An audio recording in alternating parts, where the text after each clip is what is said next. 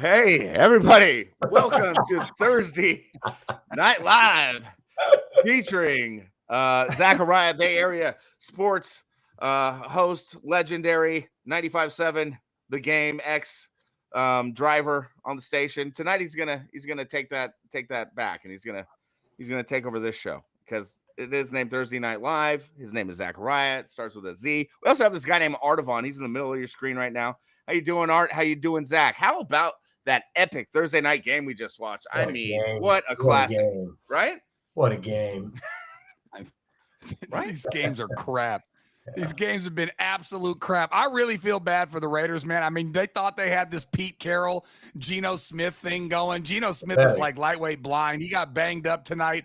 I was actually a big fan of Genty. I texted Art on the side pregame. Art said wasn't impressed at all.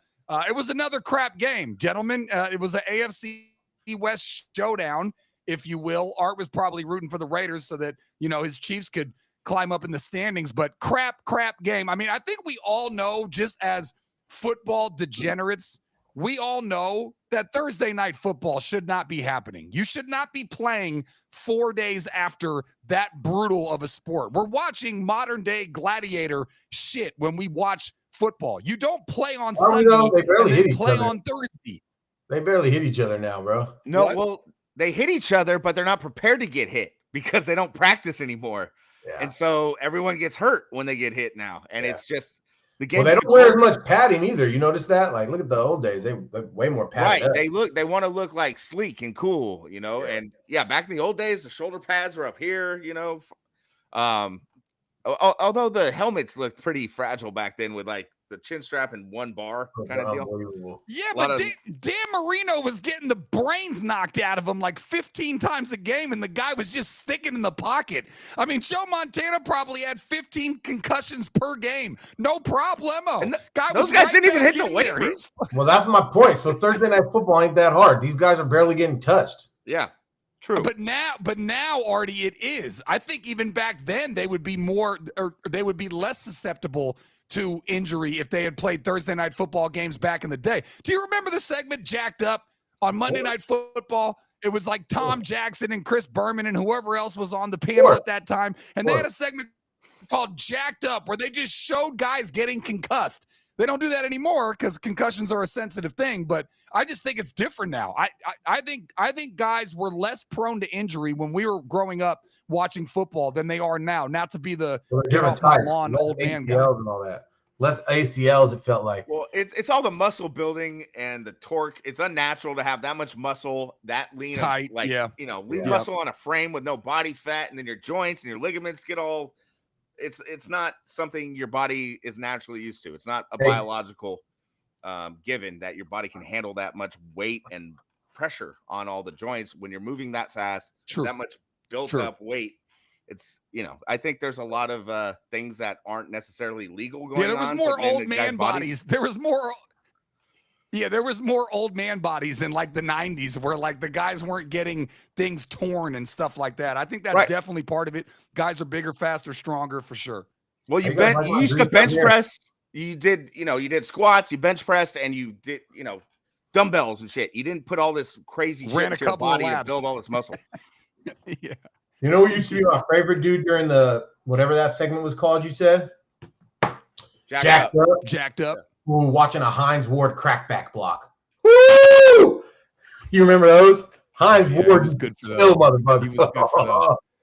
Anyway. Anquan Bolden did that he was good for those. All right, well, there's not a ton to get into when it comes to this game. I mean, 10-7, it was pretty boring as bleep. But Art said that he had something for Bo Nix, so I'd like to hear that. Also, I think it begs the question, which can lead us into our Niner talk and then our Warrior talk or whatever, but which division is the best in ball? Because the two ones in the West Coast is the best coast. Shout out to Tupac over my left shoulder. AFC West is loaded as bleep, and the NFC West is loaded as bleep as we look forward to a Rams-Niners showdown this Sunday. But, Art, what do you got for Bo? And you being the residential Chiefs fan, what do you make of this division? Man, so I thought Bo looked pretty bad tonight. Thought he played a pretty bad game. I think he's been, terrible. Many 3-and-outs. They didn't have a first down until halftime. Yeah, I mean, I feel like he's been been sort of skating by this year, having big, he's stepping up at the right time. But really what got me, and he kind of laughed and he kind of said it like a little bit like it wasn't a big deal, but he was getting interviewed. And they asked him this week, like, what do you need to do to get your offense going a little earlier? You've often been able to get it together in the fourth quarter. What does it take to put together four quarters? And he kind of laughed and said, well, maybe if one thing that would help is not playing the number one ranked defense in the NFL. And it just immediately made me just think, I don't F with you. If you're even like trying to make that sort of excuse, because first off, the question wasn't even about the Texans, right? They played the Texans last week. That's why he said it, right? He was referencing the Texans, right? Yeah. But it was just an immediate excuse response. And like, I guess I'm so used to hearing Patrick Mahomes talk, and like, he's not just skill, he's actually really good on the podium, and he's accountable, and he talked about what they did wrong. And to hear Bo like go into very little about his team and really kind of say that, and then watch him stink up the joint all night tonight, I am just more out on Bo Nix than I was 24 hours ago. I was on Twitter, saw that, was a little like, ugly answer, and then watch that asinine game. And also Sutton sucks too. All these, they're all right. Broncos, absolute pretenders. If that's what we're not a reaction to the game. Broncos are no good. Broncos will not go far in the playoff. Broncos are a terrible offense, an above average, overrated defense. They're garbage. They're not going to do anything. Well, I don't agree with you on that Broncos take. I do agree with you on the Bo take, specifically because they've had this problem against every team. I don't know if you watched, I don't know why, probably Red Zone or whatever, watched that Broncos-Jets game. They didn't turn it on until the fourth quarter in that game, and it's been the case for a bunch of other games. So he can't just specifically say, oh, well, it helps if you're not playing the number one defense, talking about the Texans. Like, yeah, there's some credence to that, but it's also applicable to a bunch of other games. Anyways, Jake, AFC West, NFC West. Sorry, before you go, Jake, real quick, you also don't phrase it like that. Even if you're talking about it's because it's the number one defense, you just give kudos to the defense. So I'm not even one to do like the actor, the showmanship, all that BS. But if you're gonna allude to the defense, just talk about how good they were and say, it was really tough to get going. They have great. He didn't even like talk about it in a sophisticated way in any way. He just made the excuse, and it just rubbed me wrong. I didn't like it. Anyway, sorry. My take is, first of all, who gives two shits about Bo Nix? Give me a break. It's not – come on. And also saying Pat Mahomes takes accountability all the time. What the hell are you talking about? You see that guy on the podium and he's the most accountable quarterback going? Give me a break. Literally. I don't think anyone watching this will agree with you on that unless you're a Chiefs fan. Oh, I'm pretty sure – I'm curious Zach's take. I am pretty sure most people will. I've never seen him make excuses. I'll say that. No, but just the way he bitches to refs all the time isn't. Bitches. That's not something accountability. Okay, in the presser, sure, he might say the right thing. On the field, he's a total punk. No, he's not. He's a punk. Yeah. He's laying hat. Well, anyway, but yeah, that's not what we were talking about. Hang on. We weren't talking about that, though. You're changing the whole America, both of you guys can be right. It can be somewhere. It can be somewhere in the middle. Patty definitely gets his LeBron bitching on for sure. No, he doesn't. Not in the media. I can't remember the last time. You can't say when you do that. I can't remember the last time I saw Patty making an excuse in a presser, but he definitely bitches on the field. That's what I was saying. That's two different things. We weren't talking about that. You can't be out here changing the conversation. Well, just calling him accountable. Agreed. Okay, sure. In the presser, he said that's phony. That's phony if you're accountable in a presser and you're a bitch on the field. That's being phony. Bitch on the field.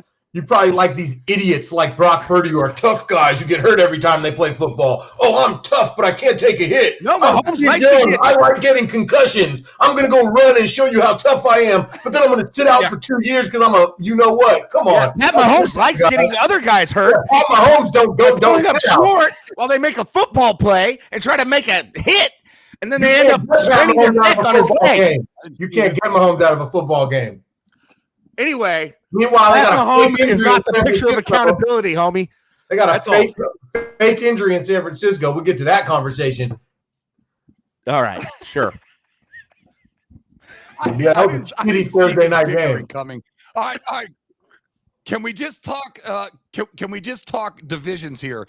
NFC West, AFC West. You got Seattle, the Niners, and the Rams. In the AFC West, you have Denver, the Chargers, and the Chiefs. Art says that the Broncos are full-blown pretenders. I don't fully agree with that. Jake, where are you on Denver? I think their defense is elite, and I think Bo Nix does enough for them to win. I think that NFL is so watered down, which was one of Artie's points initially, and there's so much parity that you can't discount the Broncos at all. They're 8-2. I mean, come on, you got to take them seriously. The defense is for real. Bo Nix flashes here and there. I mean, not lately, but yeah. I mean, honestly, I'm not a Broncos guy, but I don't put anything past any playoff team at this point in the NFL. No one looks dominant in the league, in any conference. I mean, either conference. There's no dominating teams in either conference. So anything goes. 8-2. I think the regular season, how good your record is going to get you far if you get buys. So keep winning, and we'll see what happens. Yeah. All I meant by pretender Not the Eagles, Jake. The Eagles had a bit of a slump in the week 4 or 5, something like that. They look pretty soft. I think they're fragile. I don't think Saquon just had his first run over 20 yards last week. I don't think the Eagles are dominant at all. Not as much as they were last year. They kind of surprised me at how not as dominant the defense was when I drafted them and started them in fantasy football for the first 8 weeks of the year. They weren't that good. So there's no dominant team in football right now. Broncos moved to a 2-game lead in the AFC West. Art's saying they're pretenders. I mean, I'm with you, Art. That was not an inspiring win. You got to beat the Raiders look at what the Chiefs did to the Raiders at home. 35-0. There was about 3 first downs for the Raiders. I think they ran 30 plays. It was the most disgusting performance that you'll see. The Chiefs full-blown dominated, and were kneeling the ball with like 5 minutes to go. So if you're the Broncos and you have the Broncos and the Chiefs played this year, Art? No, I don't think so. Oh, okay. All right. Zach, real quick. That'll probably tell you. But let me add one thing. Or you go. In that Chiefs Raiders game, if Shanahan was coaching the Chiefs with that lead with 5 minutes left, he would have been running Patty Mahomes on draws up the gut until there's about 30 seconds left. That's what my coach, Mr. Kyle Shanahan, would be doing. He'd be risking life and limb from Kelsey, Mahomes, every healthy guy on the roster. He'd run him out there. We'll get to that. Art, do you have any finishing notes on this Thursday night? I just wanted to clarify when I was talking about the Broncos, and I think people are getting to know me. My first take is usually a little hyperbolic, and then I like to rebound and explain myself a little bit. All I really mean is that they're not Super Bowl contenders. I think they're a good team. I think there's parity. I'm not buying them as a worry of like, you have to get through Denver type shit. Like, I'm like, yeah, they're good, but like too much not good to really be like, I'm worried about you. And I think that is an interesting part of the NFL right now is, I don't watch these like ESPN shows and top 5 lists too often. And I have the past couple weeks, and I've been kind of like laughing. I'm like, so this is who people are saying are the top 5 teams. And it's interesting because there's like a conversation. Is there a slight changing of the guard going on, or are the best teams not playing well? I side on the latter. I still think Buffalo. All right, well, hang on. Yeah. Okay. Hang on for a second. So, number one, I think we'll learn a lot more Chiefs versus Broncos when they play. If they haven't played this year, they're going to play twice. So we'll learn more about that battle down the line. But let's actually go there before we get into the Niners. And I wanted to talk a little bit about the NFC West, but let's do that in a second. You say that you do not watch a lot of sports talk shows. I've obviously watched and listened to a ton. So if you're saying that you're laughing when you see top 5s or whatever, what is your top 5? Or do you think that there's so much parity that you can't even really make a top 5? Because I feel like I can make a pretty definitive top 5. I don't know how that would turn out at the end of the year, if I would be right. Like, would I get the 2 NFC teams and the 2 AFC teams and the Super Bowl winner right or whatever? But I feel pretty confident about who I think is top 5. If you're saying that you're laughing at people, Are you saying you don't have a top 5, or you do have a top 5 and it's just a lot different of what you hear? I mean, I haven't thought about who my top 5 is, but what I'm saying is I don't think my top 5 is Indianapolis, is Seattle, is these types of teams. Like, I consider these second-tier teams. Yeah. Broncos, none of them. And I've been seeing them pop up in all these lists. Okay. I think my top, my number. So obviously you have the Chiefs. Yeah. Yeah. I mean, I think if we're talking the best 3 teams in football are the same 3. It's Buffalo, it's Kansas City, it's Philly. And then I think I'd have to go Rams are in there. And then I think you can just play with the 5th. Like, if you want to for fun. And I think I still have a hard time putting any of these teams. I would go Lions. Yeah. Fine. Yeah. I kind of feel like it's almost like trying to say who the 10th best quarterback in the league is. It's like there's 5 of them, 7 of them. I don't know. There's okay. Well, I mean, I like Seattle. I like Seattle a little bit. I do. And I was just making fun of them being in there. So you said the Niners, the Rams, and Seattle are 3 of your top 5? I didn't say the Niners. But but I also just said I was laughing at Seattle being in it and then said I do like them. So I don't know. So what we just heard is a bunch of bullshit and nonsense. Do you like them better than Detroit? No. No way. Not a chance. Yeah. Jake, what's your top 5? Because I just agreed with everything that Artie said, so I don't know what top 5 he saw. But I got Chiefs, I got Bills. They didn't have the Chiefs in it, and I don't think they have the Bills in it. I got Chargers are in there. Chargers? Top 5? Sure. Interesting. Ott's out for the year, Jake. Who? Alt? Yeah. Ott's out for the year. Their stud first round pick offensive lineman out for the year. Yeah, well, Michael's out for the year too on the Niners, but no, I trust that Harbaugh team. I think they've matured. They got a loser though at quarterback. He's a loser. He's a loser. Like, there's no way you're winning with that guy. Absolute born loser. Why is he a loser? You look at him and you can just tell that guy's not winning. Zach, I just think, to my point earlier, so much parity right now. I don't know if you bring Artie on these shows for hot takes. This guy is just hot take McGee. Just flat out called Justin Herbert a loser. He's a real loser. I think that's a little harsh, Art. Anyway, I mean, you got to put the Eagles in there. The Rams look good right now. We'll see. The Niners with Mac Jones and no receivers beat them. Yes. So everything is so all over the place this year. So it's really hard to kind of classify things. But Jake, Bills, Chiefs, Eagles. Yes. No Bills. Wrong order. But yeah, Chiefs and then the rest. Not the Bills. I think the Ravens have the potential to be there. Obviously, their record doesn't show it right now. But with a healthy Ravens team, interesting. Healthy Ravens team page. Yep. It's the old guard. We're all on the same page. Yeah, Ravens are who I like going into the year. Yeah. So I think they'll bounce back and be there. Nobody's even mentioned New England. Aren't they 7-2? Yeah. Aren't the Broncos 8-2? You just said they were crap. That's what I'm saying. They are kind of. Okay. Ain't nobody really scared of Drake May. I mean, Drake May looks raw, actually. Drake May looks good. He out here goes. Ain't nobody scared of Drake May. Drake May is raw. Well, I ain't screaming. How can you be scared of Drake May? To put it in perspective, Art,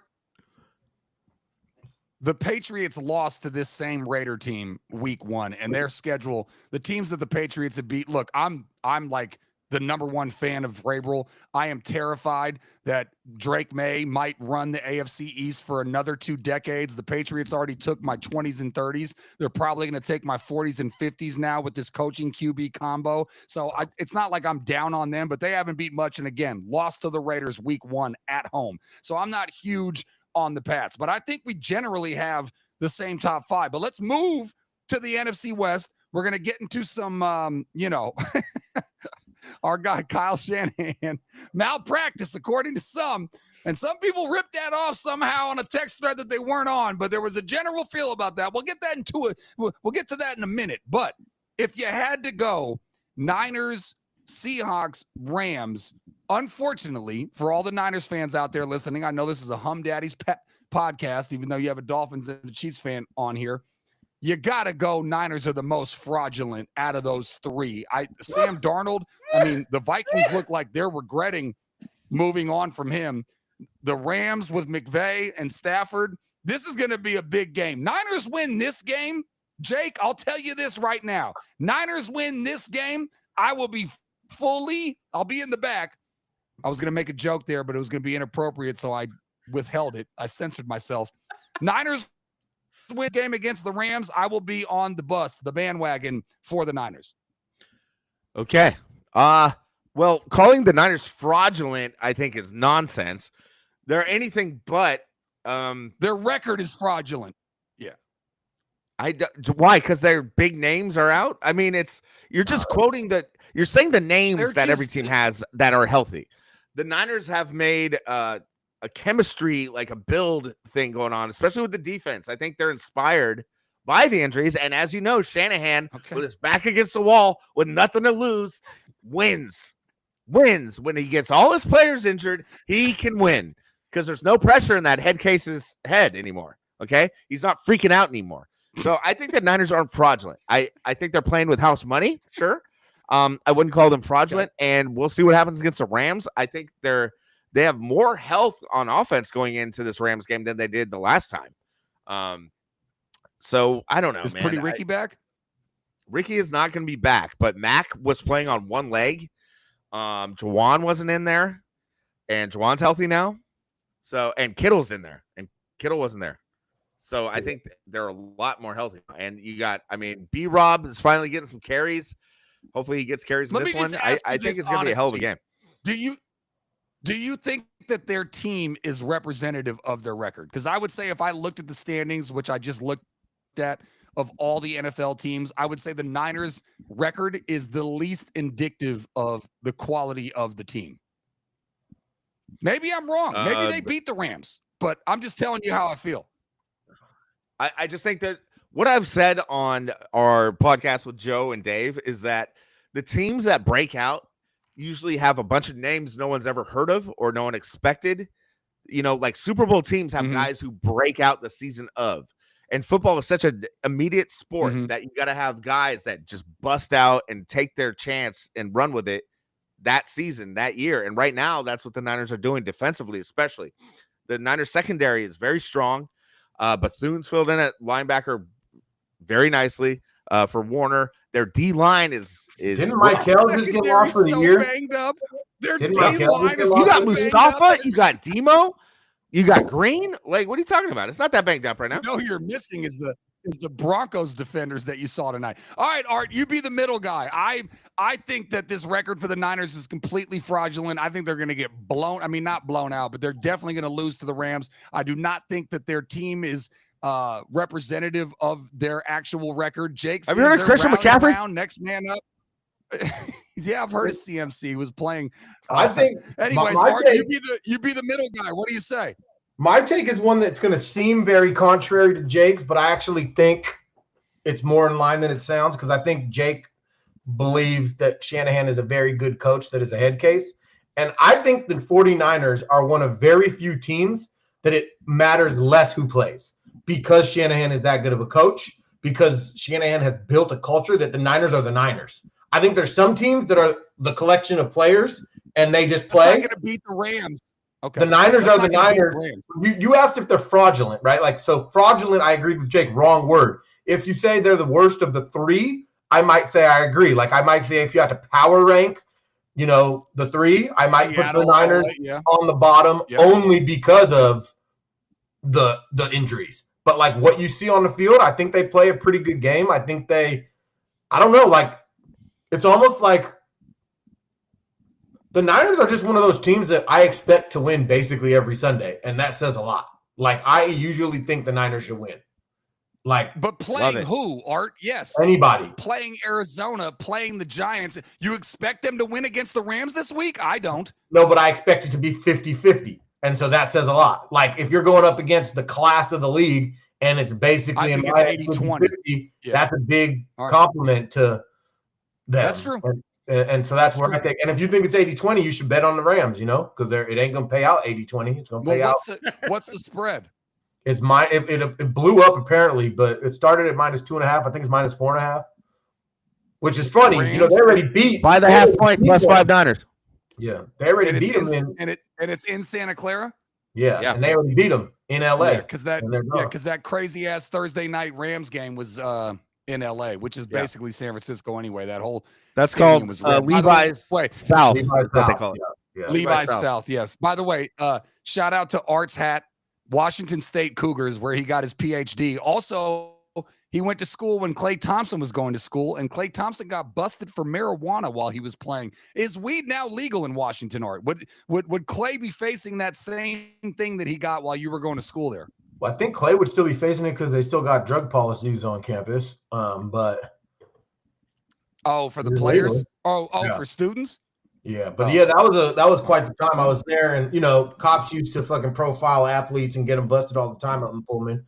So, that's not surprising. And Klay, the game before, they were a bubble watch team, and the day before they have a must win in your in game, and he gets busted for weed and gets suspended for the game. And I just remember hearing his dad go on the radio and just rip him.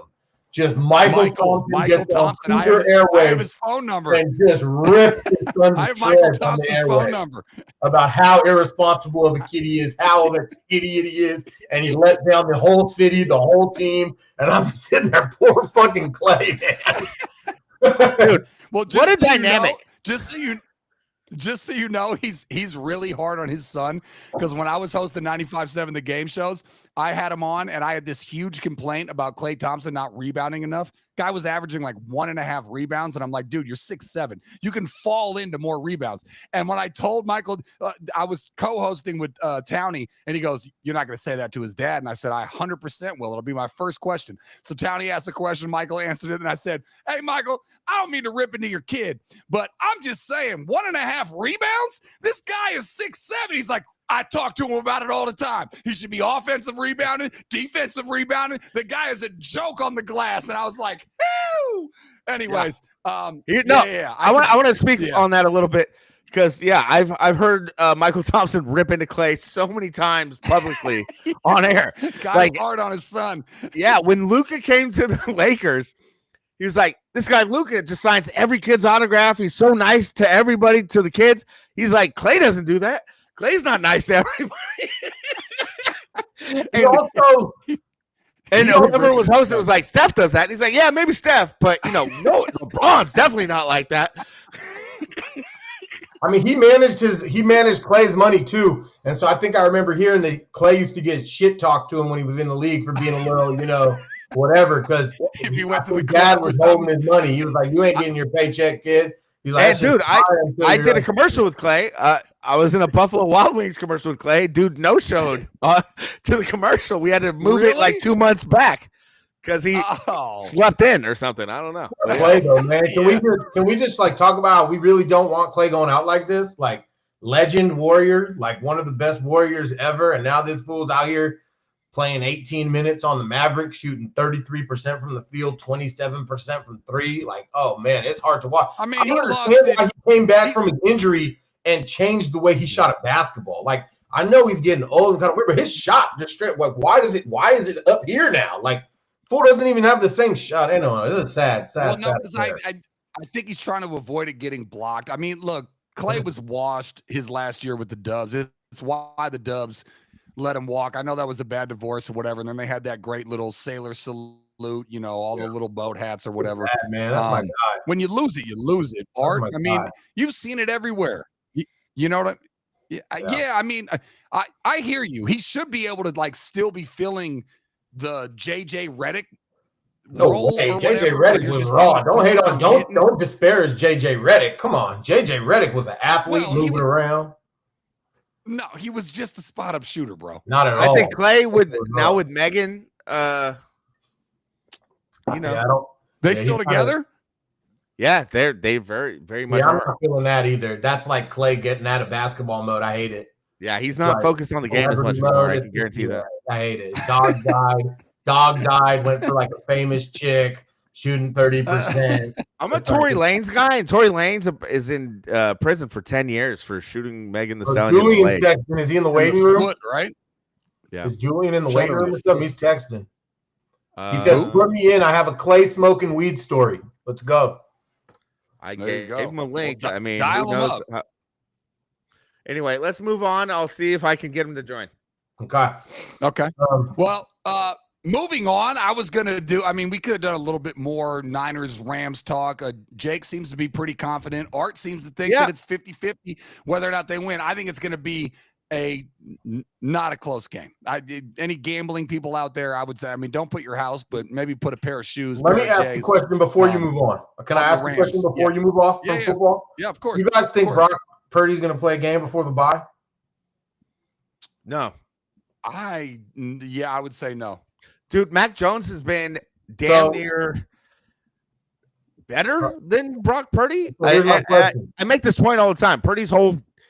The whole reason you would have Purdy out there is his scramble ability and his ability to run a 40 at his highest possible time. Yep. And if he's not running, Mac Jones has a better arm. Mac Jones is more accurate. Mac Jones is a better pocket passer. They got 3 or 4 more games till they're bye. They got 3, right? Look what Joe Burrow did with the turf toe. He was like, okay, sit me out for most of the year. I think that's what they probably should have done with Purdy and had a surgery. Week 12.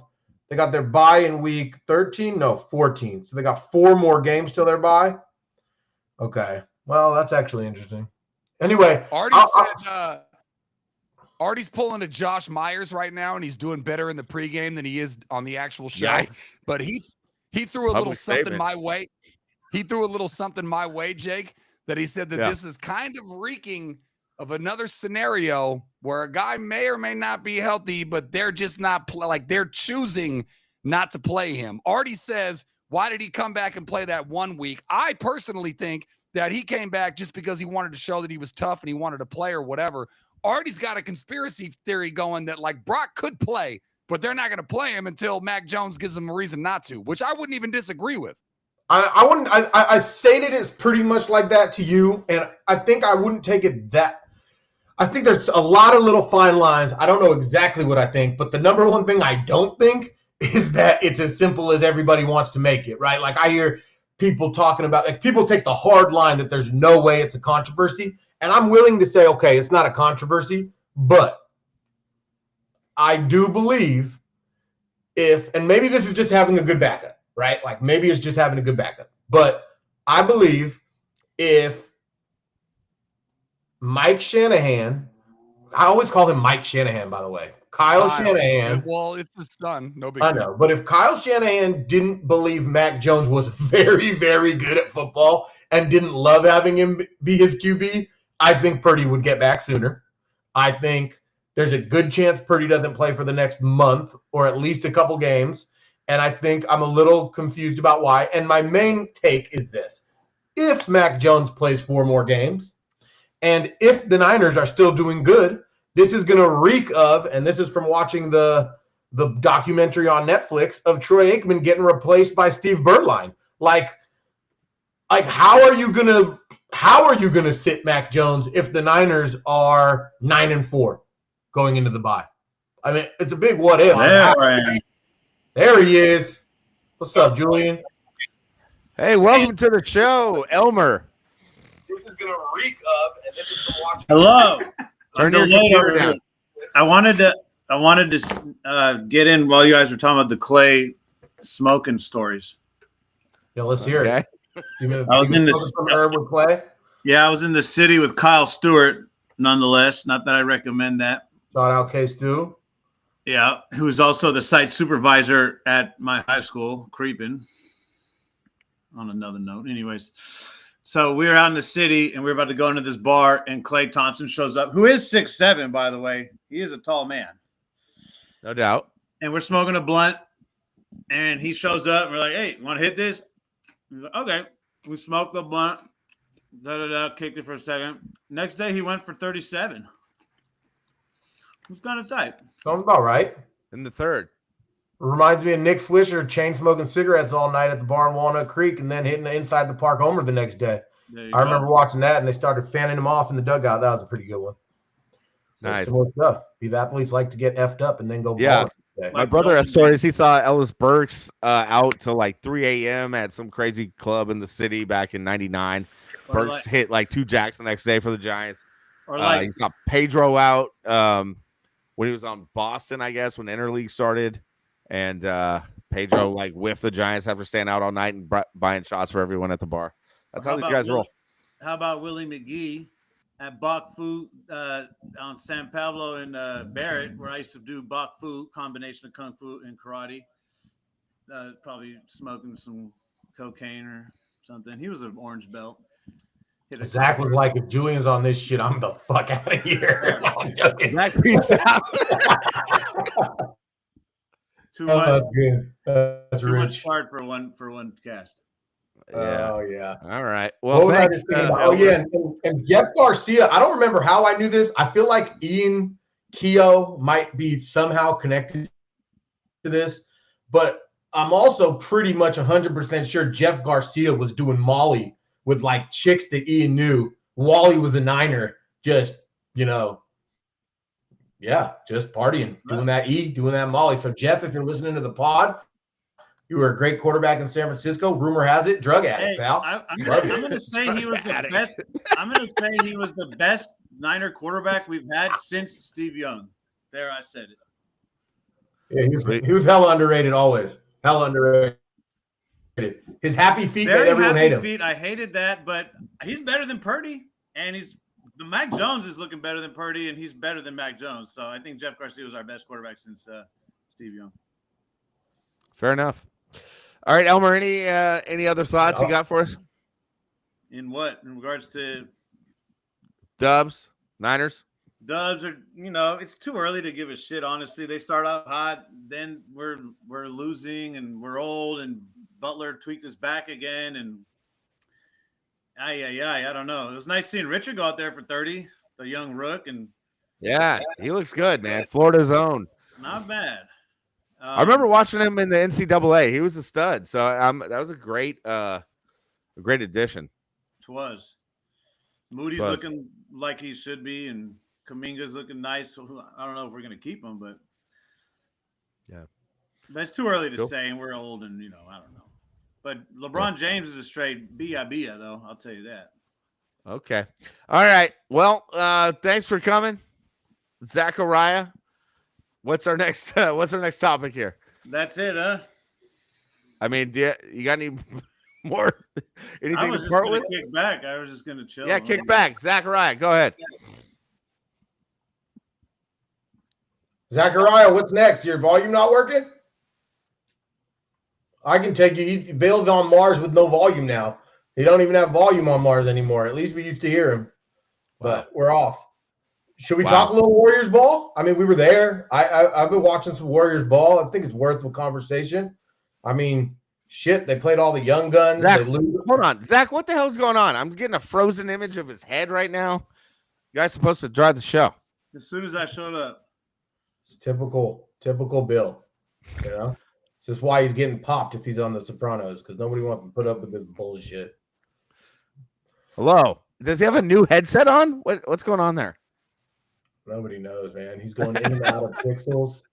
He's out.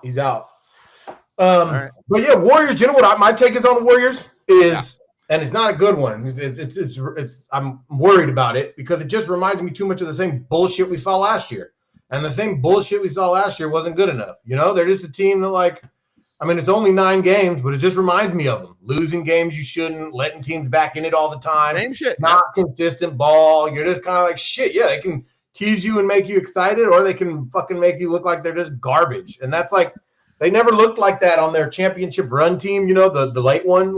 That team looked better, and the teams since then have all looked like these bootleg teams, and they they're better. They're like the best version of the bootleg teams, but it's still worrying me. I don't know. We'll see though. That's my worry. So, Artie, to what the point you're making, I wasn't worried last Thursday when we just saw them lose to the Bucks because I thought it was a one-off. And you might think that's a trap game because Giannis is out, blah blah blah.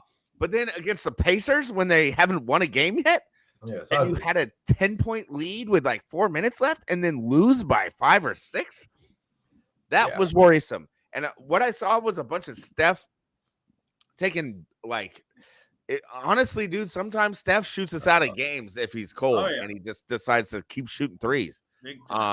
There's a lot of offensive boards too, and they kept feeding Steph again. He just wide open threes, and you kind of got to live with that, I guess.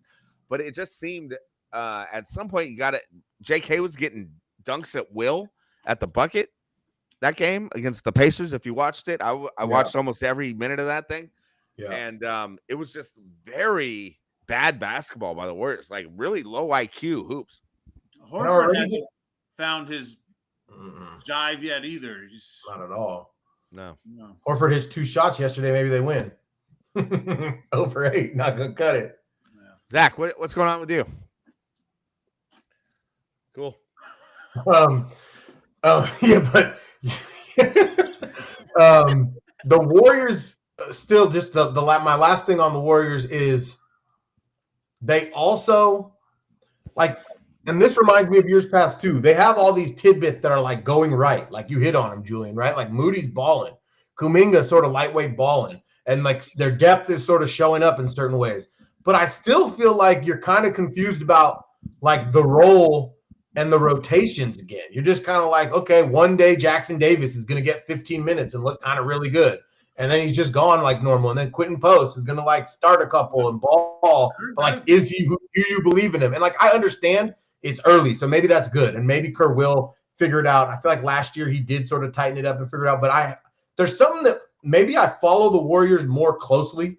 And so it feels that way. But I think the Warriors are like a little bit of an enigma. And other teams sort of have their normal rotation. You know the dude you have to stop to beat them. And like, that's it.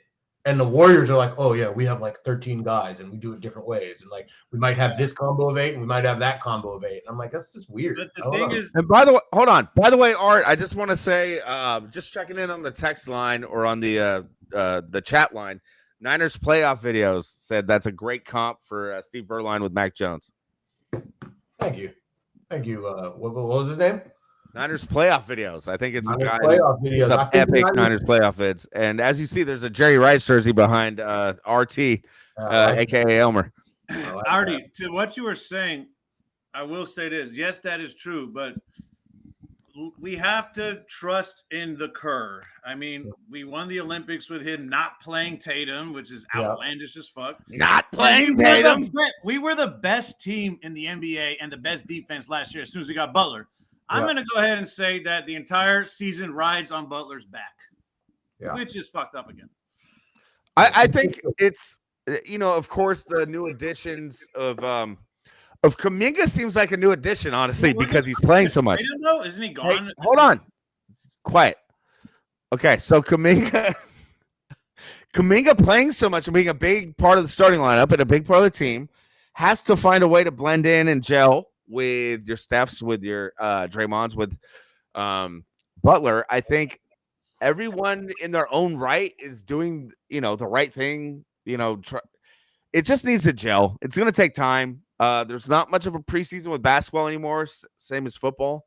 Yeah. So I still have confidence in the squad, but it's disturbing to see them blow leads over and over again. Especially when they had the young guys out there that were balling, and then because Sacramento was missing 2 huge studs last night too in Sabonis. And they had closers. They had DeRozan. Like DeRozan's like a great closer. I wanted DeRozan on the Dubs. Imagine him in that old man squad. He'd be money on the Dubs. Totally. One of my favorite guys from the last number of years in the NBA. Yeah. I think what Julian says, fair game. 9 games in, we don't know shit. But if this is what it looks like 40 games in, which I have a feeling it will, that's the problem. Because it looked like that for 82 last year, even with Until Jimmy came. Yeah, but if they just dominate like that, it'll feel different. Yeah, of course. It all depends on his back. Yeah. Okay, so let's talk about Tony Vitello, man. Vitello.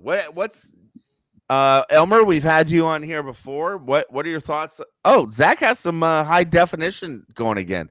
How are you doing, Z? Can you hear us? You got me now? Oh, yeah. You got me now. You now. You're back, Bill. Hello, Fuck man. your shit up.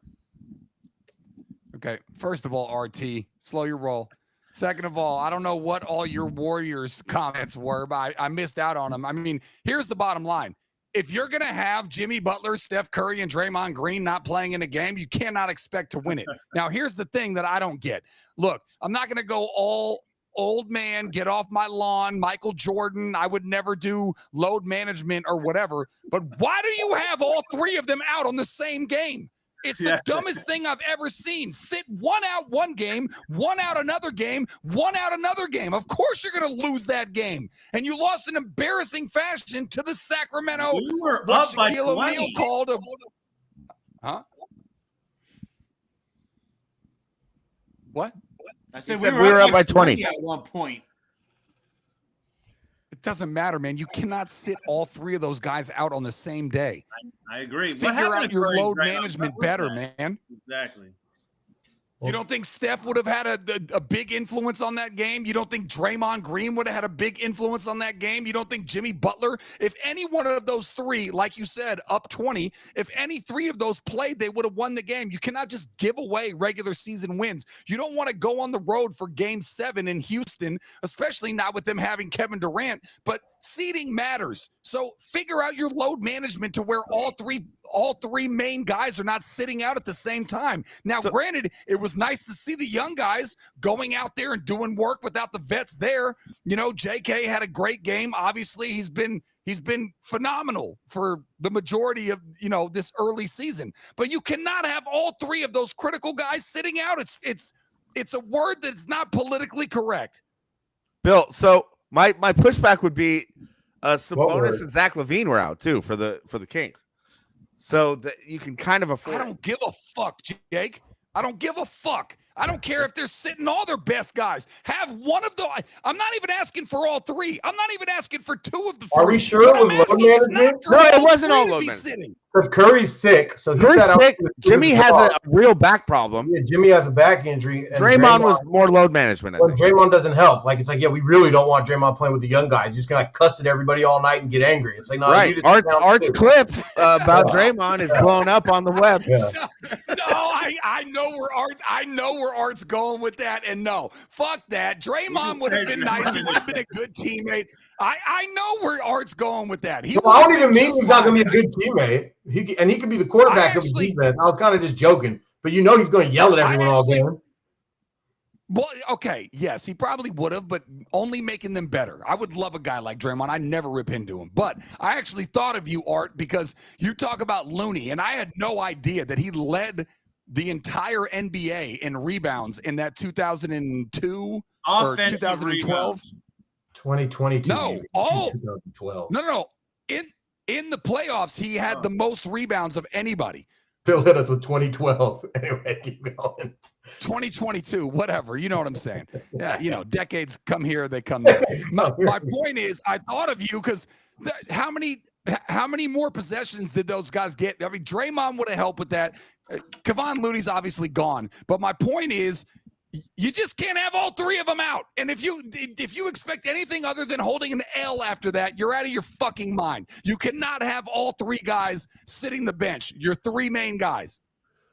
Kerr loves to do that. That's like his way he sits people. Artie's take on Kerr is me with Shanahan. Am I wrong? The guy never load manages one person. It's either all or none. That's a great parallel. Jake, that's a great parallel. He hates Kerr like you hate Shanahan. I love Kerr. And we both love the squad. Yeah, I love Kerr. But I like Kerr. I like Kerr, though. I like Shanahan, but we hate them both at the same time. Yeah.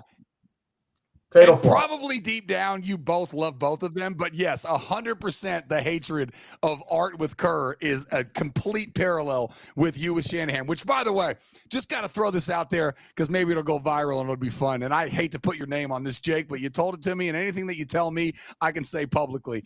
Wow, okay. The amount of national love that Shanahan has gotten with their record and all their injuries is like everything that Jake says in one like microcosm. Everybody's saying this is the best coaching job you'll ever see. Look at all the guys that are hurt and look at their record. Nobody's a better coach than Shanahan. And that's basically what Jake thinks. Jake is just like, got to get these guys injured. Then I'll get tons of love for our record with all these guys out. It's good having you, Julian. It was good. Which would be the hottest. Would be the hottest take on ESPN. Yeah, I'll save my job. I'll save my reputation. I I won't beat the Chiefs though. No pressure. Fuck Hold the on. Chiefs. Cheating ass. Yeah, no. So Shanahan, I'll save my job. I'll save my reputation. If all these guys are out, guess what? I don't have the pressure to win the Super Bowl anymore. If somehow we make it deep in the playoffs, then we make it deep in the playoffs.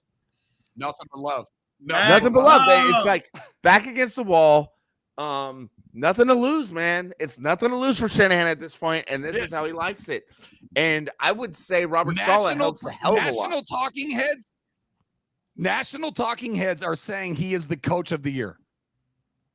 Yeah, well, sure. He is right now. Because of one guy or two guys. Okay. And his phone number is Who's that? 281-330-8004. Who's that? Mike Jones? Mike Jones. Okay. McCaffrey. Those are the reasons that this is happening. We have to give the MVP to Mac Jones. Who is all right, pal. a little That's a good question. Who's the 9-week through NFL MVP? You got to give an MVP award. Mac Jones. Jake, you go. Who's easily the MVP? Mac Jones. Easily. McCaffrey's a given. It's fucking easily Mac Jones. No, I'm not talking about the Niners. I'm talking about the NFL. The Niners don't have the MVP. Taylor. Jake, Jonathan the whole Taylor. NFL MVP. You know Jonathan Taylor. Jonathan Taylor. That's a good one. Not bad. That's a good one. Not bad. Yeah. Whole NFL MVP right now? Yeah. Drake May. Not bad either. I go with Julian. I didn't have an answer when I asked it, but once he said it, I think he got the answer right. I think that's the right answer. Mac Jones? Oh, no, the coach just Taylor. lost, bro. Arrow down. Didn't they just get whooped by Pittsburgh? I mean, Maybe CMC is actually on pace for 1,000. Yeah, I mean, CMC's probably in that convo. I think Shanahan likes to run him out there, as we know, on a bum calf. What about JSN? And a two-score lead when you're kneeling the ball, basically, or you should be kneeling the ball. Shanahan likes putting CMC out there to run between the tackles, and everyone knows. Oh yeah, we got to get into that. Yeah, Oh, yeah. Patrick Mahomes, I forgot. Patrick Mahomes, I forgot. Hollywood Brown, who I started once in fantasy, but scores a touchdown. Every time. Mahomes, I got it. Mahomes. Hang on, Art. Mahomes just lost to the real MVP, which is Josh Allen. Exactly. He's on Mars. Josh Allen's not close to an MVP talent. No, not right now. He's not. He just beat Patrick Mahomes. Yeah, no. Patrick Mahomes. Who lost to the Falcons, homie? Voting for Mahomes is like voting for Trump. You have like the entire. All right, Jules. Behind you. Get out of here. Yeah, Patrick Mahomes is the best quarterback in the NFL. No, he's not. No, he's not. Okay. He just lost to the best one. And Daniel Jones is better than Mahomes now. Shit. Daniel Jones has had a great year. Yeah, good call. He's on my fantasy. Yeah, I'd take Daniel Jones over Mahomes. Yeah, that'd be a good decision. Those Colts are sneaky good, as Gabe Kapler would like to say. That's you talking about Tony Vitale or what? Vitale. Didn't they get picked up by the Steelers? Yeah, I can't even say the guy's name yet. That's how new he is. What is it? Joey Vitello? Tony Vitello. Joey Vitello? Joey Fatalone. Italiano, okay. Hey, Elmer, how do I get Elmer out of here? Get his ass out. Trying to boot him and can't. Where's your producer, Dave? Where's the gypsy at? I don't know. Playing with trinkets and wares somewhere. Am I still allowed in this shit? Or no, sign off, bro. Thanks for coming. Is it like that? You had a good run. Let's we got to end it up with the guys on the cover. Sign off. I made the goddamn intro. I know. Thank you. Why'd you take off his intro music? I heard you kicked off his intro music. Me? No, I didn't. I demanded it come back, and it's back. So, that's dope. Tard, thank you. Fun. Go to hell. Love you. No, thank you. Sign off. All right. So Tony Vitello. That was a solid segment. I think you might have been a little. Well, that was fun. Anywho, what are you? He's about to get back on right now. He's going to rip into us. His nickname is RT, man. He gets online sometimes and just rips into whatever we're doing live. So maybe he'll do that. Anywho, okay, let's get into the Giants, dude, because Zach, look, oh, you're blotchy again, but look, we both got ballpark cups for our favorite teams. Mm-hmm. Very nice. The A's are no longer with us, at least in the Bay Area, soon to be Vegas. But the Giants have a lot of only A's game of the year. That's true, against the Giants, and the Giants won. Mm-hmm. Yeah. Artie, what do you think of Tony Vitello? I don't know much about him. I like that he is young, energy, youthful. You know, what I've heard, I like that. You know, I was very anti Bob Melvin's calm. Right. I'm very Oh chill. God, were you anti Bob Melvin? Nobody, no Giant fan. I believe in the entire world. Maybe Ian Keough, but you had to have been in the top 1% of anti Bob Melvin, a 2-time Manager of the Year award, by the way. Anyways, go ahead. He's just not the kind of guy you want to be losing with. You know, you lose games and hear that voice. You didn't like his voice. Talk. You didn't like what he said. And what he said, though. Like the content, too. He's just too positive, but not in like a real positive way, just in a very like weird, benign way. It's like really odd. You just didn't like very him, little. Says almost nothing every time he talks. Like he's the king of saying nothing, but like being nice. It's weird. Anyway, I am mostly like the idea of having like a young gunslinger at the helm, and minorly concerned about like strikes me as like an odd party animal. And I'm like, I'm not fully convinced he's going to take it as serious as I want. Assuming he takes it as serious as I want, I think I like it. But I heard him on that pod joking about Gabe Kapler living in the city, and he's already talking about basically already alluded to the fact that he's going to be partying, having fun, and enjoying the city. And I was a little surprised that he wanted to go that route in one of his early interviews. But, you know, it was more like podcast style. He was bantering. He was having fun. And I got no problem with just having fun. So, yeah, I mean, I like the idea of an intense guy.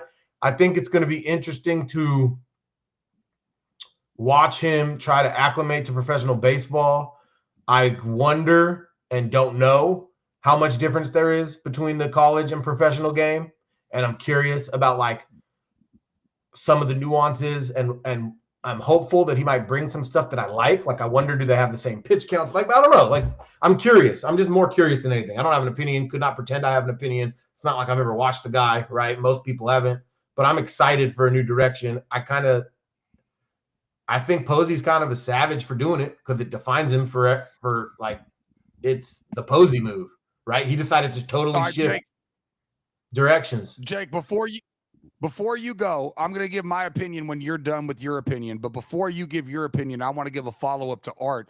Art, you played, I mean, you know, you weren't like a college player or whatever, but you played pretty high-level high school baseball. You went up against Dontrell Willis and, you know, whoever the bleep.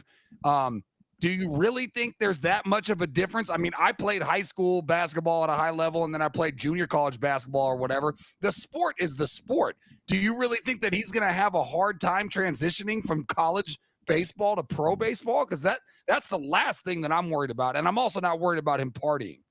Yeah, I mean, I'm thinking about the pace of the season, right? 162 versus about 50. And so, and then if you go to high school, it's even more. That's a right? good point. One or two or three losses mean more, right? How's he gonna? What's his attitude gonna be like if they lose 4 straight? And is it gonna resonate with everybody? That type of stuff. The cadence of a long season, and that's gonna be new to him. But yeah, I feel like semi-confident that he's gonna like. Yeah, I don't know. The problem is like, are we convinced the Giants have a good enough roster? Like, I'd rather talk about like how are we gonna go get Imanaga? I mean. Let's hear from Jake. We can talk about that. Yeah, just go get me Imanaga. Well, I just really don't overrate what the manager means to a professional baseball team. You know, it's not like he's going to make or break the squad. I like the hire. It's good energy. I think he's a fresh hire. And I think more than that, Bochy is back. He's going to oversee something. Yeah, so Bochy and Dusty back. They're in the organization, and so is Barry Bonds. Like, they're all officially paid roles in the organization. Will Clark too. So when you have that kind of contingent of older, old heads that have been there and done that with a kind of a newer guy with new blood, I love it. I think it'll be great. I think it's going to mesh well. And the guy seems very humble. He's not phony like Kapler was. Yeah, he's a single dude in the city. Yeah. Good on him, man. I'm not mad about that. No, totally agree, though. Totally different energy than Kapler. Kapler's shit came complete off different like guy. Such a fraud. Yeah. Completely different guy. He's not a rehearsed. Yeah. Kapler was so rehearsed. It's so weird. This guy seems very like salt of the earth, whatever, I'll tell you my truth. That kind of dude. And I can imagine Vitello and the Thrill really getting along. Good partying. Yeah, they're fiery, kind of, Midwest and Southern guys. So Vitello being Midwest. I'll say this, Jake. I'm a little surprised that you're saying don't overrate how much the manager has to do with the team's winning. I can say from my standpoint, rooting for the A's, when we had no payroll, that whether or not you want to call it Billy Bean or whoever the managers were, Art Howe was certainly a shit show or whatever. But I think managers have a huge influence, especially like what Artie was talking about, 162 games. I think the manager has a lot to do with whether or not win or lose. But I look at it like this, because you brought up the point. Is the roster good enough? I think the hitting is as good as Giants hitting has been since Will Clark and Kevin Mitchell and Robbie Thompson, and probably not as good as Barry Bonds and Jeff Kent, but whatever. It's a lot better than it was when you guys won 3 fraudulent titles in 5 years. I'll tell you that. So I will say this. If they get their pitching right, and Artie is clamoring for this Amanja guy from the Chicago Cubs, if you get your pitching right, I love the move. And I love the move even if it completely falls on its face. I love it. Not for the same reasons that Art hated Bob Melvin or whatever. And I understand why Art, because he can be monotone. He can say the same thing. I could understand how you could be frustrated with that. I get that. I do know that he was a great manager for the A's and got us to a lot more wins than we should have had based on what our payroll was. But I will say this, even if it falls flat on its face, I still like the move because, number one, like Artie said, it's a bit of a gunsling move from Posey. He's basically like, He's putting his whole reputation on this. He's already said he doesn't know how long he wants to be president of the operations or whatever. But I'll say this. He's got the attitude. I'm not worried about him partying too much, like Artie said. Single or whatever, doesn't matter. He doesn't seem phony. And I know this just from watching clips and bullshit and watching games or whatever. 2 things that I love. Number one, he's got the energy and the passion and the love of his players 100%. Like, I think the players are going to buy in 100%. But the second thing that I loved is him talking about, I want to take the extra base. I want to be butting guys over. I want to be doing the small things that Artie, you and I have talked about, have gone away from baseball that have kind of ruined the game. Yeah, and you expected Melvin to put fundamentals back into the Giants, and they actually were horrible at them last year. And that's why I was frustrated at Melvin. Yeah. Well, is that on him or the players? You got to keep awareness there. You got to keep them aware of the fact that you're going to have to make the baseball play, the right baseball play. I hear you. And Melvin was someone I thought would do that. And last year they were horrible at base running, at moving guys over, at hitting, to right field when you need a guy to go to third from second. Just basic shit. Not swinging out of your shoes with 2 strikes. That was the Farhan days. They did all that analytics bullshit trying to hit home runs at a park that doesn't really – that's not good for home runs. And so Farhan was way in over his head, I thought, with that approach. Although Devers hit a few to like left center, right center. I love Devers. Got a guy that was a great trade. I hear you. Yeah. He woke up. It was a weird fit at first, and he's really streaky. But I was all for the trade. I'm all for Devers. Dude has legit power. He's one of the best hitters in baseball. I don't like how much he strikes out. I wish that was not his thing, but that's kind of how baseball is. But the dude has legit manpower. There's no doubt about it. I feel like he's an underrated first baseman already. I feel like people because he was he picked it clean at third for the Sox for a while. Yeah, he was making a lot of errors and whatnot. I just felt like he played a pretty darn good first base, and people were saying they were more making it seem like for somebody who doesn't play the position. And I was like, I just see a pretty damn good first baseman. Agreed. Art, he got traded out of Boston because he refused to move from third to first. So that's why. He was insulted. Because he was the third that's why baseman he got for hated his whole on career. for his. No. I hear you, but I'm saying that's why he got hated on for his inability to play first. Is that it was magnified because he literally forced himself out of Boston because he was pissed off about going from either third base or to DH or to first base because they brought in Bregman. So that was why there was stuff around that. He's a fine first baseman. I'm with Art on that. Yeah. When you pick it at third, you can pick it at first. No doubt about it. Exactly. 100%.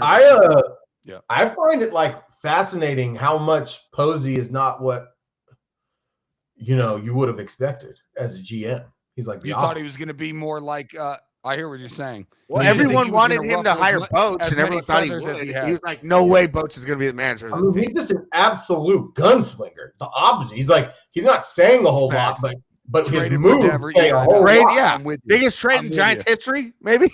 Go lightweight overpay for Adames. Just like, hell yeah, I'm going to go get me my shortstop. I don't give a fuck. Like, yeah, go pay him $200 million. I don't even like the move that much. I'm with you. But it's just bold. And his personality was never bold for 1 second when he was a Giant. I'm with you. The guy got into the front office and said, I'm Yosemite Sam. There's a couple of two-shooters for you. I hear Billy the Kid. Yeah, I think it's interesting. I think it's quite interesting. I love it, dude. I love the New Look Giants. I think Adames and Devers were like buddies before, So I love that pairing, dude. The Dominican Dandies, as I call them. I think it's going to be good stuff going forward. Well, I mean, you got guys that would never, like, would have never came as a free agent.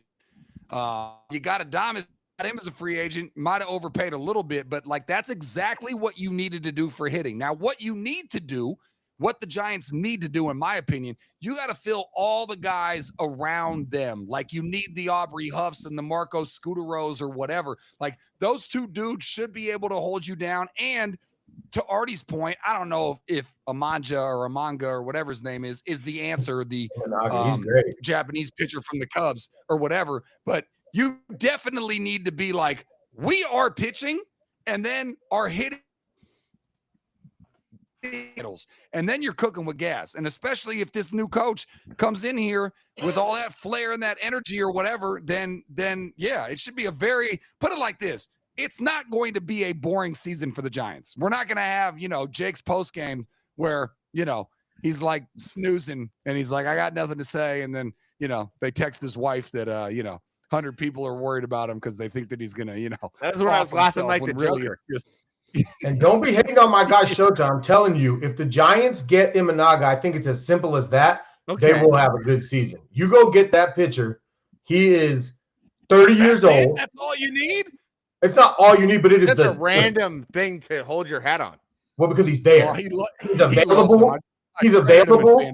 Well, because he's available. He's not a superstar name. So it's like, I feel like the Giants never get superstars. True. He's a little 30. On the radar. You're right. I kind of like his age. He's not over the hill, but he's not young. He's just ready to go dominate. And he has 2 years of Major League service, whip of 1, 3.53. I mean, he had a 2.9 ERA and a 3.7 ERA.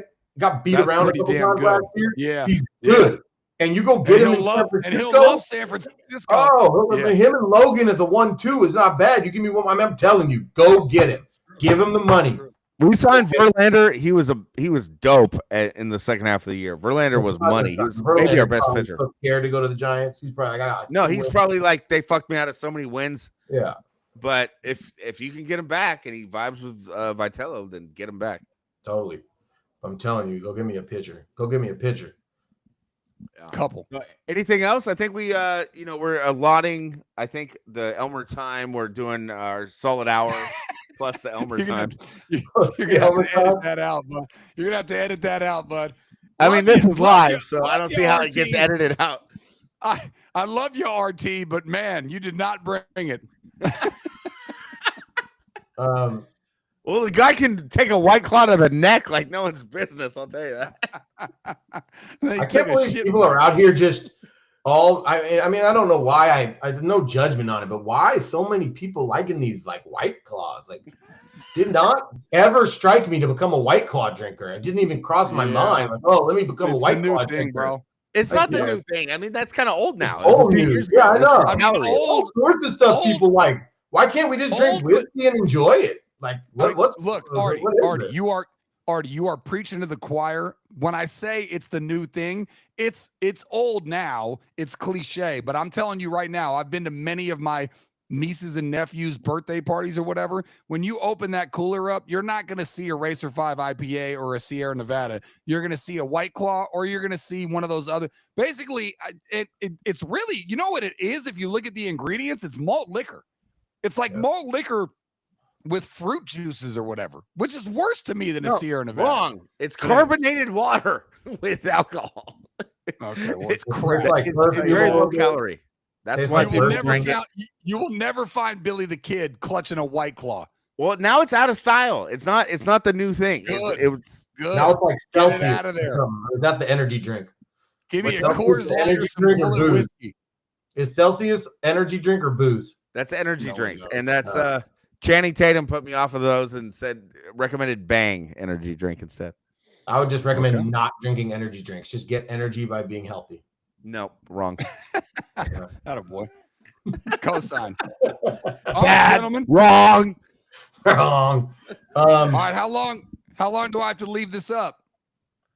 4 minutes? Well, let me end it first. Let's say goodbye. And we're not even going to talk about how much we all love Jung Hoo Lee. Okay, so that's our ending point. Thanks for watching. Hopefully people enjoyed it. Elmer, the Giants outfielder.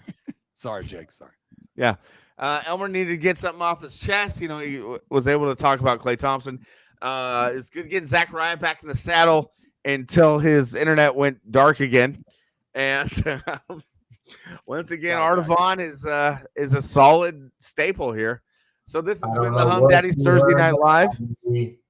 Artie loves the Broncos. He loves the Niners. Zach loves the Niners more than anyone. And I feel for my team, and I love me some Jung Hoo Lee. All right. Good night, guys. Thanks for watching. Check out me, Joe, and Dave on Sunday or Monday. We'll see you soon. Take care, everyone.